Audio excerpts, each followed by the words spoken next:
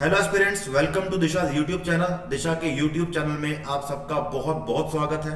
And I know कि आप सबका कल एग्जाम है और एग्जाम से एक दिन पहले नर्वसनेस होना, स्ट्रेस होना और बहुत सारे क्वेश्चंस माइंड में घूमना एक बहुत ही एक नॉर्मल बात है, बहुत ही नॉर्मल सिचुएशन है। सब बच्चों के साथ, सब एस्पिरेंट के साथ जो कल एग्जाम देने जा रहे हैं, अभी आई एम श्योर सब एक स्ट्रेस में होते हैं। एक तरह का माइंड में हजार क्वेश्चन चल रहे होते हैं कि क्या होगा, एग्जाम कैसा आएगा। तो आप सबके लिए मैं एक वीडियो लेके आया हूं। एक छोटी सी वीडियो होगी 5-6 मिनट की, जिस वीडियो में मैं ट्राई करूंगा कि आपको मोटिवेशन कुछ देने की, आपकी प्रॉब्लम को थोड़ा सा क्लियर करने की माइंड को। तो आइए स्टार्ट करते हैं। आपने सबसे पहले सबसे जरूरी बात इस टाइम पे क्या होनी चाहिए? आपके लिए सबसे जरूरी बात है this: think positive. Right now you have to think really very positive. आप नेगेटिव नहीं सोच सकते।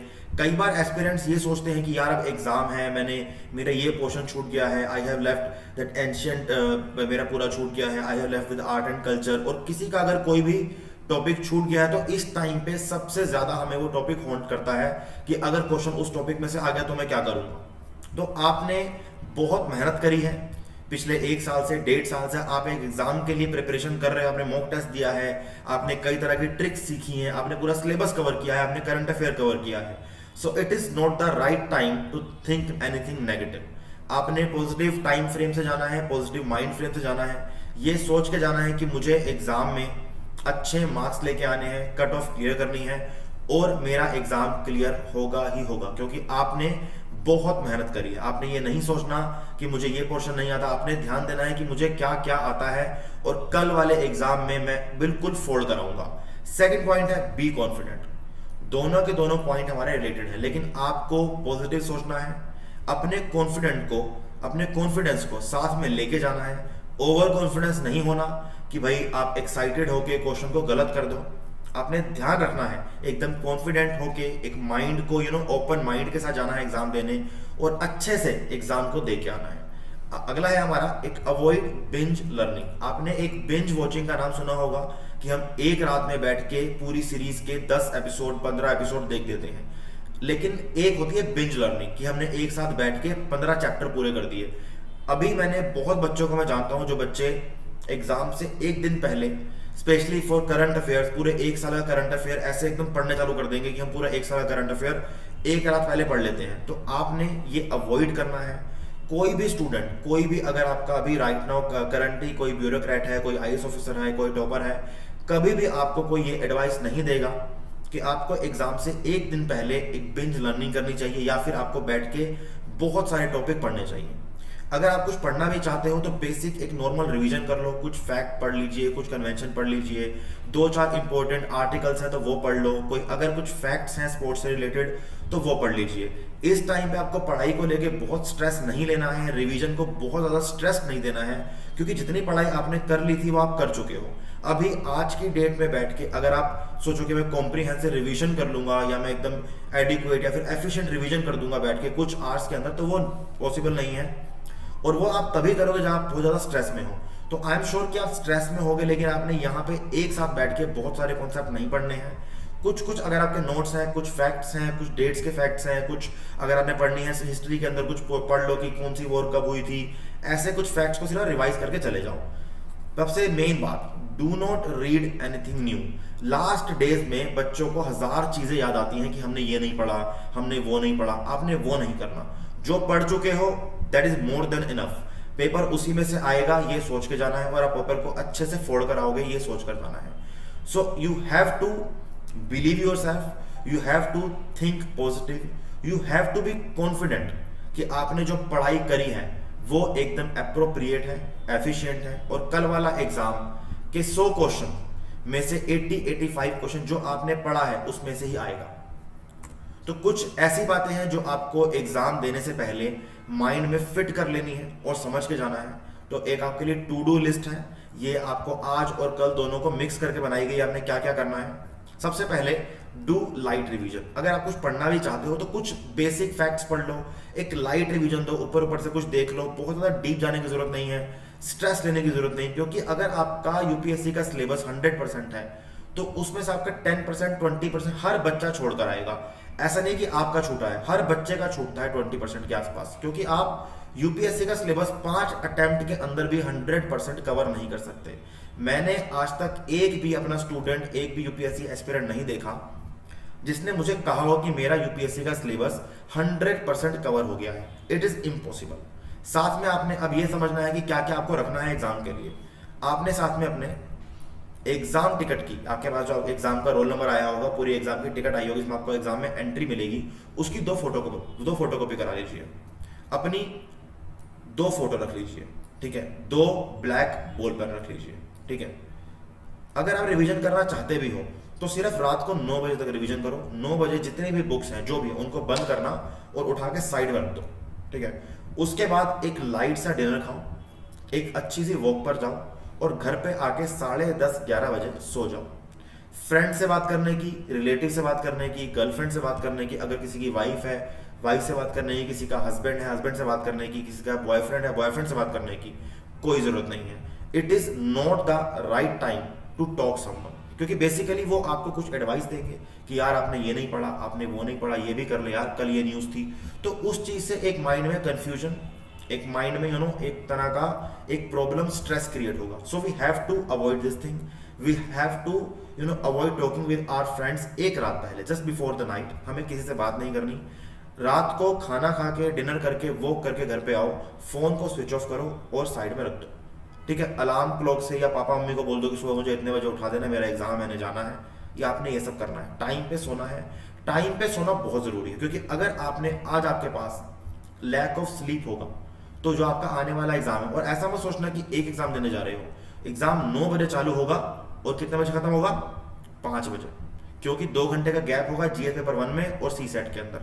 तो उस 2 घंटे को माइंड में रख के चलो। आपने पूरे दिन 9 घंटे जागना है और इफेक्टिवली जागना है, अपने माइंड को ओपन रखना है। So you have to sleep on time. तो 10:30 या 11 o'clock सो जाना। कुछ भी हैवी मत खाना कि जिससे पेट खराब हो, कुछ प्रॉब्लम हो। घर का सादा खाना खाना, ठीक है। अब बात करते हैं कि एग्जाम डे पे क्या करना है।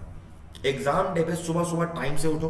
अब डिपेंड करता है कि आपकी जो लोकेशन है, आपके एग्जाम सेंटर आपका जो घर से कितना दूर है, कि कितना एक डिफरेंस है लोकेशन का आपके घर से और एग्जाम सेंटर पे। तो उसके अकॉर्डिंग आप सुबह उठ जाओ, सुबह उठो टाइम पे, एक प्रॉपर बाथ लो। जल्दबाजी में सिर्फ मुंह हाथ धो के घर से नहीं निकलना। एक प्रॉपर बाथ लेना है, खुद को पूरा फ्रेश फील करवाना है, क्योंकि ये आपका सबसे इंपॉर्टेंट डे है। यहाँ पे आपको एकदम एक्यूरेट जाना है, एकदम फ्रेश होके जाना है। एक ईट लाइट ब्रेकफास्ट, एक अच्छा सा लाइट ब्रेकफास्ट कर लो। गोभी के पराठे, आलू के पराठे खाने की जरूरत नहीं है। एक नॉर्मल सा ब्रेकफास्ट करो लाइट सा, और घर से निकल जाओ। जो आपका एग्जाम सेंटर है, it is always advisable to reach an hour before the reporting time. अगर आपका रिपोर्टिंग टाइम वहां पे 9 बजे लिखा है तो 8 बजे पहुंच जाओ, 8:15 वहां पहुंच जाओ, कि आपको वहां जाके कोई प्रॉब्लम ना हो एंट्री करने में, या लास्ट आपके एग्जाम सेंटर में जाके आप सोचो कि यार इतनी पढ़ाई करी है और एग्जाम में एंट्री नहीं मिल पाई। क्योंकि लास्ट में हमने देखा था अभी राजस्थान एडमिनिस्ट्रेटिव सर्विस के एग्जाम में, एक लड़की को सिर्फ 10 मिनट लेट होने की वजह से एग्जाम में एंट्री नहीं मिली थी। वो बेचारी गेट के बाहर बैठ के रोती रही थी, लेकिन उसको एंट्री नहीं दी थी, क्योंकि टाइमिंग है, एक डिसिप्लिन है, उसको आपको फॉलो करना पड़ेगा। अंदर एंट्री करो, जैसे एंट्री हो जाए अपने डेस्क को, अपने टेबल को, अपनी चेयर को चेक कर लो, कोई अनकंफर्टेबल तो नहीं है, कहीं से डायरेक्ट सनलाइट आपकी आंखों में नहीं आ रही है, क्योंकि 2 घंटे को हमने एफिशिएंटली यूज करना है। चेक कर लो, कोई प्रॉब्लम है तो एग्जामिनर को बता दो, एग्जामिनर उसको सोल्व करेगा। लेकिन आपको जाके चीजें चेक करनी पड़ेंगी, ठीक है। फिर आपका 2 घंटे आप पेपर करो अच्छे से। पेपर करने के बाद आपको एक 2 घंटे का गैप मिलेगा, जीएस पेपर 1 में और जीएस पेपर 2 में। उस गैप को आपने बहुत ही एफिशिएंटली यूज करना है। एक लाइट सा लंच खाना है, एक जाके कोने में छांव में अकेले बैठना है। चाहो तो थोड़ी देर का नैप ले सकते हो, लेकिन किसी से भी पेपर से निकलने के बाद जनरल स्टडीज पेपर 1 डिस्कस नहीं करना है। अपना पेपर फोल्ड करना है, बैग में डाल देना है और जाके खाना खाना है लाइट सा, और साइड में अकेले जाके चुपचाप बैठ जाना है। अगर कुछ पढ़ने की जरूरत नहीं है, सी सेट का पेपर है, वैसे ही पढ़ के क्या करोगे, कुछ जरूरत नहीं है। सिर्फ उस 2 घंटे में आपने खुद पे स्ट्रेस क्रिएट नहीं करना, माइंड में परेशानियां, ब्लफ क्वेश्चंस, अदर चीजों को लेके फिलअप नहीं करना, आराम से बैठना है। और अगर आप चाहते हो कि आपको थोड़ा सा स्लीपी फील हो रहा है, या फिर आपको लगता है कि थोड़ा सा एकदम आलस सी आ रही है, so you can have a cup of coffee before the CSAT exam. तो 2 घंटे के बाद आपका सी सेट का एग्जाम होगा, उससे पहले आप कॉफी पी सकते हो। कोई लोग ब्लैक कॉफी पीते हैं। आप कॉफी पीने से क्या होता है, कॉफी पीने से एकदम से जो एनर्जी होती है आपकी बूस्ट हो जाती है। ठीक है, तो ये बातें आपने एग्जाम डे पे ध्यान रखनी है। अपने साथ आपको क्या क्या लेके जाना है, आपको एक हॉल टिकट मिली होगी जो आपने डाउनलोड किया होगा, एडमिट कार्ड, आपको 2 फोटोकॉपी उसकी लेके जानी है, 2 फोटोकॉपी ऑफ आईडी के लेके जानी है, आपके आधार कार्ड हो, वोटर आईडी हो, लाइसेंस हो, पासपोर्ट हो, आपको ये सब लेके जाना है। 2 फोटोकॉपी लेके जाना अपनी आईडीज की, आईडी में Aadhaar card, voter ID, licence, passport, इनमें से आपके पास कुछ ना कुछ तो जरूर होगा ही होगा, तो यही 4 में से कोई एक ले जाना। 3 या 4 ब्लैक बॉल पॉइंट लेके जाना, पेन लेके जाना। देखो वैसे तो एक ही बहुत होता है यार, लेकिन कभी कभी ना चीजें खराब चल रही होती हैं, तो एक खराब हो जाए दूसरा यूज कर लो, दूसरा हो जाए तीसरा यूज कर लो, किसी के पास नहीं है तो उसकी हेल्प भी कर देना, क्या पता हेल्प करने से क्वेश्चन 2-4 ठीक हो जाए, पेपर क्लियर हो जाए। ठीक है, अपने साथ में keep couple of bananas, keep 2 bananas with yourself अपने बैग में। एक वाइटनर, जरूरत ना पड़े, आई एम श्योर कि गलती से अगर कोई बॉक्स गलत फिल हो जाए तो उसका वाइटनर से वाइट करके दोबारा फिल कर सको। ट्राई करना OMR शीट फिल करते हुए कोई गलती ना हो। अपने साथ एक पानी की बोतल जरूर रखना कि बार बार उठ के बाहर में जाना पड़े, क्योंकि GS पेपर 1 में आपके पास बाहर जाने का बिल्कुल भी स्कोप नहीं होना चाहिए। पानी साथ में बोतल रखो, पी लो। अपने साथ अगर रख सकते हो, अगर एग्जामिनेशन सेंटर में अलाउड है तो एक चॉकलेट लेके चले जाओ, क्योंकि आफ्टर एन आवर 60-70 मिनट्स के बाद आपको थोड़ी सी थकान, थोड़ा सा फटीग फील होनी स्टार्ट हो जाती है, तो उस टाइम पे आप 2 पीस चॉकलेट के या थोड़ा सा चॉकलेट खा सकते हो, क्योंकि चॉकलेट हमारी एनर्जी को इंटरनली एकदम बूस्ट कर देती है। तो अगर आपके पास टाइम है, एग्जामिनर आपको अलाउ करता है, एग्जामिनेशन सेंटर में अलाउड है अपने साथ कुछ चॉकलेट या बनाना कैरी करना, तो कैरी कर लो, अगर नहीं है तो भी कोई बात नहीं, लेकिन पानी की बोतल तो कहीं पे मना नहीं होती है, तो पानी की बोतल लेके जाना। ठीक है, तो कुछ बेसिक बातें थी, हमने वो कर ली है। सबसे जरूरी बात हमारी साइड से आपने बहुत मेहनत करी है, आप सबको all the very very best. And मैं चाहता हूं कि आप सब लोग आओ और मुझे आके ये बताओ कि हमारा पेपर बहुत अच्छा हुआ है। हमारे पेड कोर्सेज के बच्चे भी हैं, वो भी इस वीडियोस को देखेंगे। आप सबको भी मेरी तरफ से बहुत ज़्यादा ऑल द बेस्ट। आपने बहुत मेहनत करी है, हम सब ने मिलकर बहुत मेहनत करी है, और ट्राई करना कि आप एग्जाम को एफिशिएंटली एकदम स्ट्रेस फ्री होकर लिख के आओ। और आपके लिए एक कोट भी है, always remember, you are braver than you believe, stronger than you seem and smarter than you think. So trust your preparation, go with full confident and give your best shot. आपने जाना है, पूरी preparation का आपने करी हुई है, अपनी प्रिपरेशन को, अपनी मेहनत को ट्रस्ट करो और जाके एग्जाम को बिल्कुल फोड़ दो। All the very best and thank you so much.